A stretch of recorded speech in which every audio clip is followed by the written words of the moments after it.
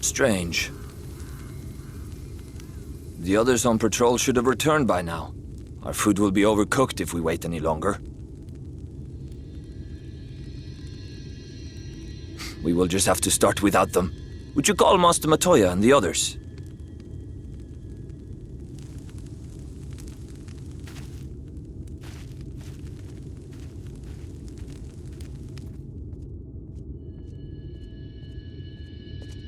I tire of these games, Urianger. Why do you pretend you cannot see it?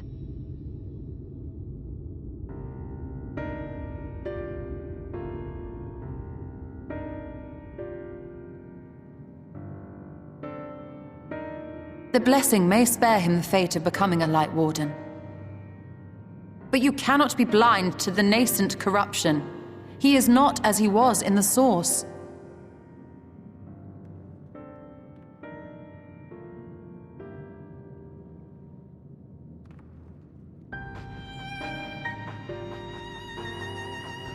Though I have no proof, I fear that the light which poured forth from the Wardens was not negated at all.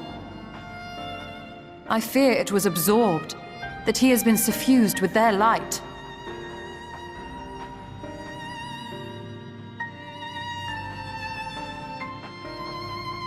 Though I have given thought to this possibility, I dare not speak until more is known.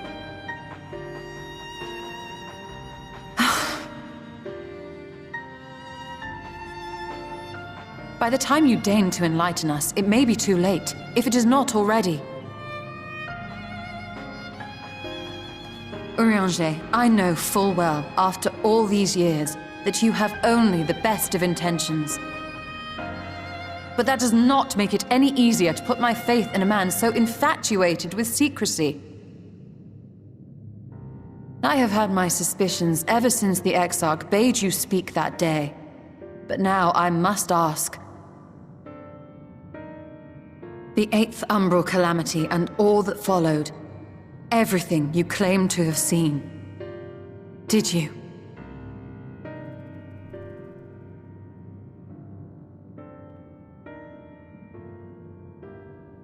Help! Someone help! The Ilmorans have come for us! We're under attack!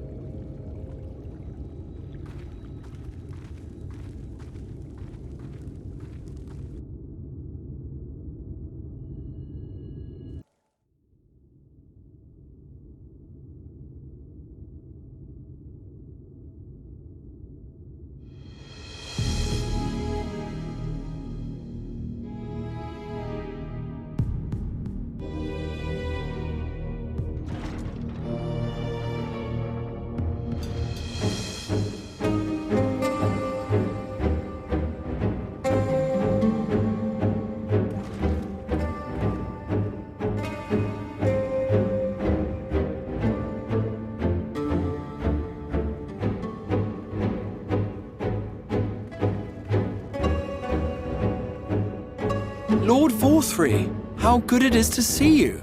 How long has it been? Not since your inauguration, unless I'm mistaken. Too long, at any rate.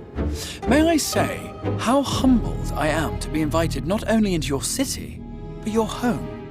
You are as generous as ever. And you as disingenuous. Let us dispense with the pleasantries. This merry band of dissidents people are calling warriors of darkness. They have slain sin-eaters, and by all accounts the Crystarium is complicit in their villainy. And now I hear reports of your people obstructing my soldiers, so I must ask, what exactly do you think you are doing? I might ask you the same thing. It should be clear, even to you, that defeating the Light Wardens represents the world's only hope of survival.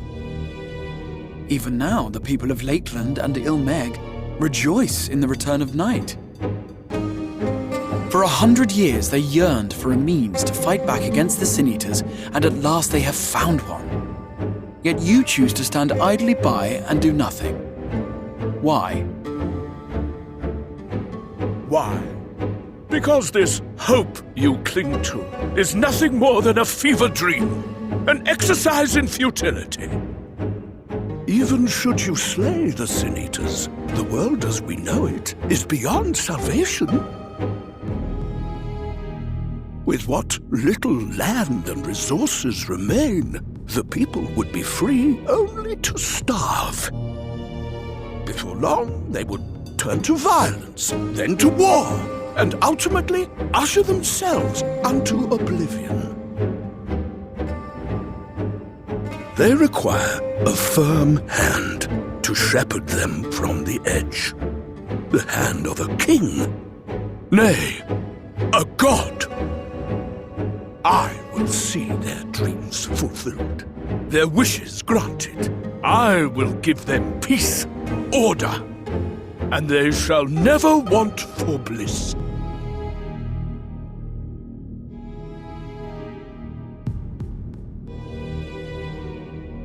Men are fickle creatures who entertain vague ideals without the faintest notion what they cost. But a little fear can go a long way towards helping them realize what it is they truly need. Sanctuary. And they shall find none in this world save that which I afford them. That is why the Sin-Eaters exist. To unite the world under my dominion. A paradise fit to grace the 8th Umbral era. What was that? A minor epiphany, nothing more.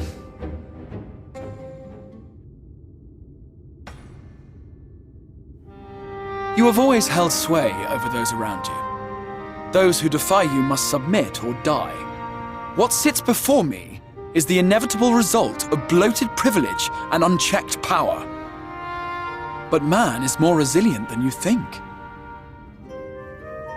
His achievements are not the product of violence and bloodshed, but compassion and understanding.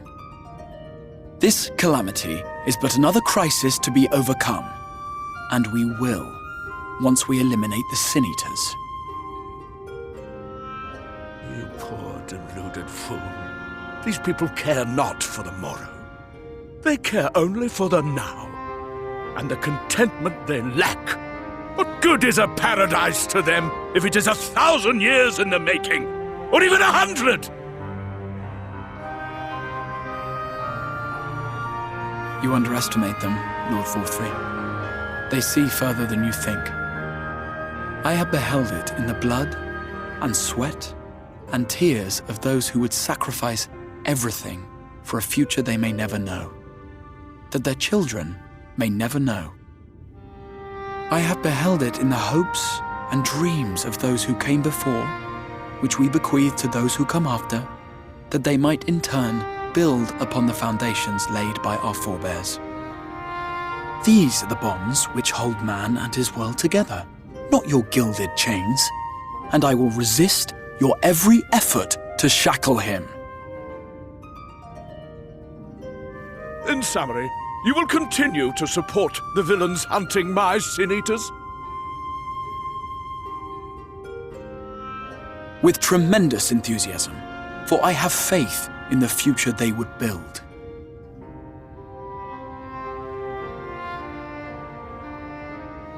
Why do I even bother? Fools, the lot of you! So naive! So painfully predictable! Did you imagine I did not know your mind? That I would wait until after this meeting to dispatch my forces?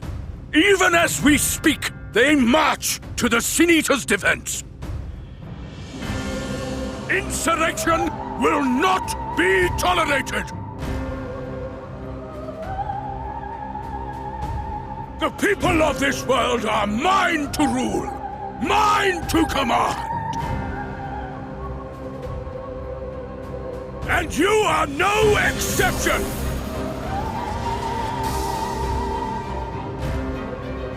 What? How did he... Insolent swine! I will not stand for this! Do you hear me?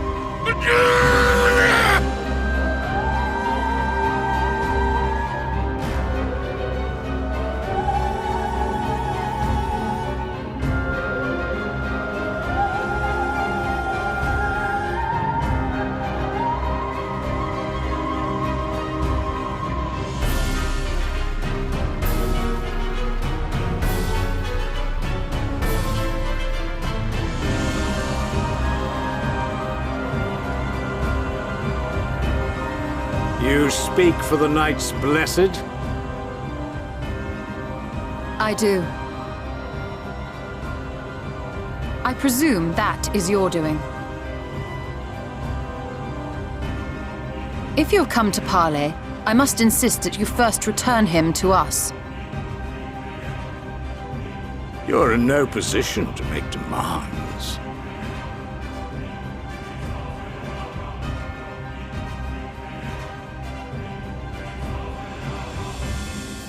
By Lord Vorthry's decree, Raktika now falls under the governance of Yulmore. You will henceforth answer to us.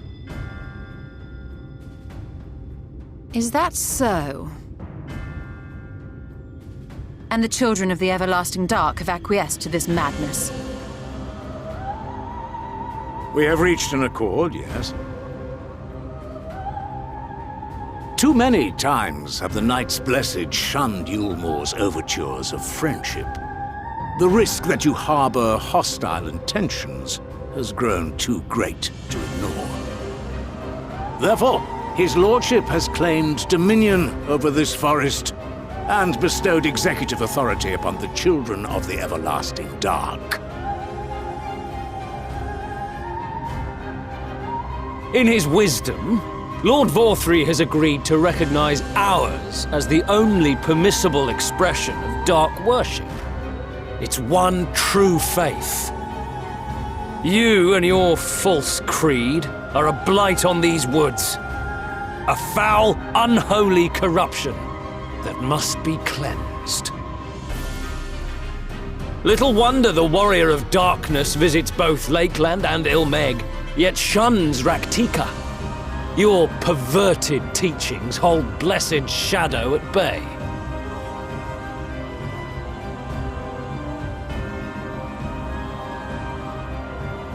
You have accepted the yoke of Yulmore to spite us, then? Fools! Darkness will never return to these skies while they hold sway. Those of you minded to obey his lordship are to make for Woven Oath with all haste. We will leave you, that you may have time to prepare. Woven Oath? Are you suggesting we abandon our fate to join those zealots? What has your faith afforded you thus far? Nothing! We will guide you along the righteous path. And should we refuse?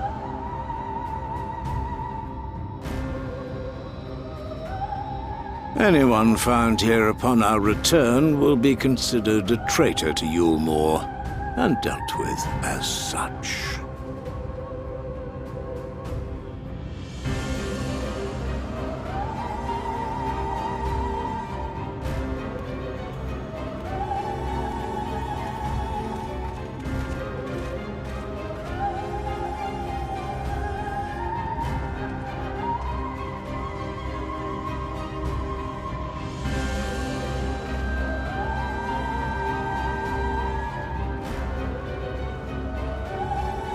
We will discuss these developments after I have tended to our casualty.